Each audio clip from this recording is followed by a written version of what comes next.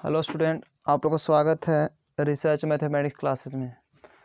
तो जैसे कि आप लोग को हम नंबर सिस्टम संख्या पद्धति के बारे में पढ़ा रहे थे।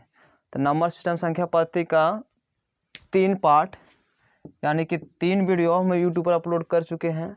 ये जो वीडियो है ये आपका चौथा पार्ट होगा। तो आज हम संभव है कि जितना भी नंबर विभाज्यता का नियम है वो आज हम ख़त्म कर देंगे। उसके बाद आपको क्वेश्चन कराया जाएगा विभाज्यता के नियम पर। विभाज्यता का नियम बहुत ही इंपॉर्टेंट रहता है। तो जो हम आप लोग को विभाज्यता के नियम कल अगला जो टॉपिक पढ़ाए थे पार्ट 3 में है वो हम 7 तक करा दिए थे। आज जो विभाज्यता का नियम है 8 से लेकर के आप लोग के लिए हम जैसे कि देख रहे होंगे बोर्ड पर 11 तक लेकर आए हैं विभाज्यता का नियम। तो आज पूरा कंप्लीट करवाएंगे। उसके बाद आगे नेक्स्ट वीडियो जाएगा आपका क्वेश्चन का जो भी प्रॉब्लम रहेगा उसका।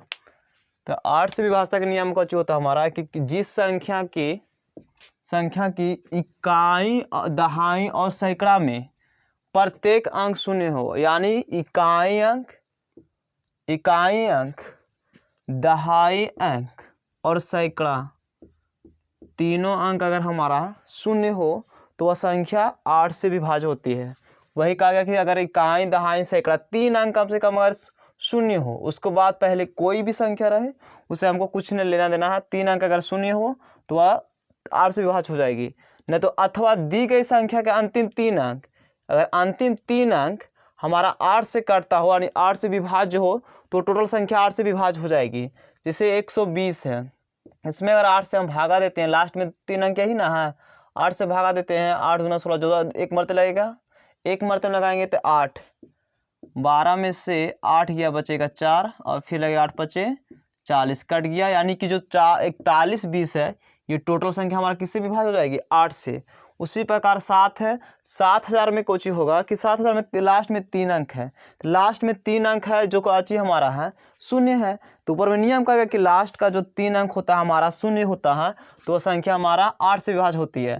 तो 8 जो लास्ट में 3 अंक हमारा शून्य है तो वो 8 से विभाज्य हो जाएगी। नहीं तो इसमें भागा देकर देखना विभाज्य हो जाएगी। उसी प्रकार इसमें लास्ट का 3 अंक देखो, यहाँ पर लास्ट का 3 अंक अगर 8 से भागा देते हैं तो डिवाइड हो जाएगा। तो 8 से भागा देगा 8 3 24, अब 8 एक मरते पड़ेंगे यानी 31 मरते में दो लास्ट का जो 3 अंक है कट जाता है, यानी निश्चित है कि वो संख्या 8 से विभाज्य हो जाएगी। 9 से विभाज्यता का नियम का चीज है कि अगर किसी संख्या के सभी अंकों का योग 9 से विभाज्य हो, यानी अगर कोई संख्या दिया हुआ हो और उसको अंक को जोड़ते हैं, यदि कोई संख्या हो उसका अंक को आपस में जोड़ते हैं और जोड़ने के बाद जो संख्या प्राप्त होती है अगर उसमें हम 9 से भागा दे दें, उसमें अगर 9 से भागा दे दें और भागा देने के बाद वह संख्या कट जाती है तो संख्या हमारा 9 से विभाज्य है जो दिया हुआ टोटल है। अब देखो 459 है, 32 22 है, 24 43 6 है। 459 में 4 को जोड़े एक अंक, फिर 5 है, फिर 9 है, 4 5 9 को जोड़ने पर हमारा 18 आया, उसमें 9 से भागा देते हैं तो भागफल हमारा कितना आता है? 2। यानी कि अंक को इसमें जो दिया है हमारा है उस अंक को जोड़ते हैं, 9 से भाग देते हैं तो हमारा संख्या कुछ तो टोटल हमारा डिवाइड यानी कि कट जाता है। उसी प्रकार 32 22 है, इस संख्या में अंकों को जब आपस में जोड़ेंगे तो हमारा 9 आएगा, 3 2 5 5 2 7 7 2 9 और 9 में अगर हम भागा देते हैं 9 से तो हमारा भागफल कितना आता है? 1। यानी कि जो 32 22 है वो हमारा संख्या 9 से कट जाएगा, डिवाइड हो जाएगा। अब अगला 32 43 6 है। 32 43 6 में का चीज कहता है कि अगर इसका में भी देखो अगर अंक आपस में जोड़े 3 2 4 3 6 तो इसका जोड़ेंगे 3 2 5 5 4 9 9 3 12 12 6 18, 18 में भागा देते हैं 2 से तो कट जाता है। यानी कि जो 32 43 हमारा संख्या वो भी 2 जो है 9 से टोटल पूरा विभाज्य हो जाएगी। उसी पर अब आ जाओ 11 से विभाज्यता का नियम में। 11 से विभाज्यता का नियम कुछ कहता है कि अगर किसी संख्या के विषम स्थान पर स्थित अगर किसी संख्या के विषम स्थानों पर स्थित अंकों का योग तथा सम स्थानों पर स्थित अंकों का योग का अंतर शून्य हो या 11 से विभाज्य हो। कहने का मतलब कुछ है कि देखो यहाँ पर कोई संख्या है उसका विषम स्थान का योग लेंगे तो विषम स्थान का चीज शुरू जो अंक जो शुरू से शुरू होगा, कोई संख्या है इधर से और उसके इधर चलते चला जाएंगे, यानी एक अंक छोड़कर की साइड शीशा जा रहा है, जैसे विषम स्थानों का योग हो जाएगा वही। तो यहाँ पर हमारा विषम स्थान का पहला कुछ 1, उसके बाद 9, उसके बाद 1, 191, इसको जोड़े तो वह 11 आया।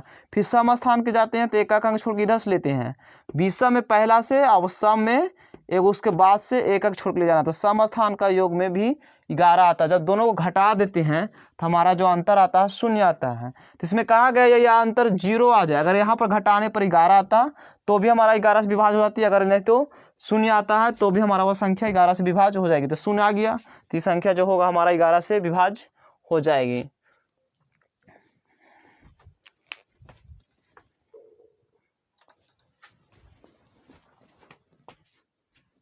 देखिए हम आप लोग के लिए क्वेश्चन लेकर आए हैं कि यदि 2 अंकों की संख्या और उसको उलटने से बनी संख्या का योग 99 है। 2 अंकों की संख्या, यदि 2 अंकों की संख्या और उसको उलटने से बनी संख्या का योग 99 है तो प्राप्त संख्या सदैव 11 का गुणज होगी। इस परिस्थिति में उस संख्या के अंकों का योग क्या होगा ये निकालना है। अंकों का योग क्या होगा यही निकालना हमको है।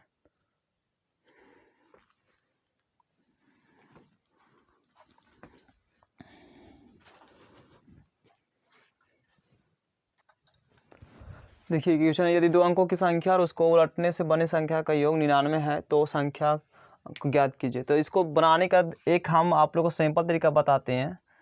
इसका एक ट्रिक से बनाएंगे। ट्रिक से बनाने का कुछ मतलब है, जो संख्या का योग रहता है, संख्या का योग, उसमें कहते हैं कहाँ से ट्रिक डायरे से ट्रिक कि जितना संख्या दिया हुआ है उसमें हम 11 से भाग दे देते हैं। तो 11 से भाग देने पर हमारा कितना मतलब का 9 मरते में ये संख्या चल जाएगी। कितना बच गया हमारा 9 बच गया। अब नहीं तो इसको मान के बनाओ। माना कि इकाई अंक बराबर x, माना कि इकाई अंक बराबर में x, दहाई अंक बराबर में y, दहाई अंक बराबर y। देखो इसमें 2 संख्या, माना पहला इकाई और दूसरा दहाई अंक। संख्या बराबर हमारा का चीज होता है संख्या बराबर 10y प्लस 1, क्योंकि दहाई हमारा y है और इकाई का मतलब 1 होता है और दहाई का मतलब 10 जगह। तो 10 में गुणा 10y प्लस x। आपको जी कहता है प्रश्न हमारा को जी कहता है कि यदि 2 अंकों की संख्या उसको उलटने से बनी संख्या का योग 99 है। पहले हमारा संख्या कितना था 10y प्लस x बन गया संख्या। फिर कहता है उसको अंकों को उलट देने पर, तो अंक को उलट देंगे तो हमारा हो जाएगा 10x और प्लस y। जब ये दोनों को जोड़ती है तो संख्या, तो हमारा योग आता है 99। अब इसको जब सोल्यूशन करेंगे तो यहाँ पर देखो 10x और x तो बराबर हो जाएगा 11x, और यहाँ पर y है, यहाँ पर 10 है। तो ये दोनों को जब आपस में ऐड करेंगे तो हो जाएगा 11y बराबर 99।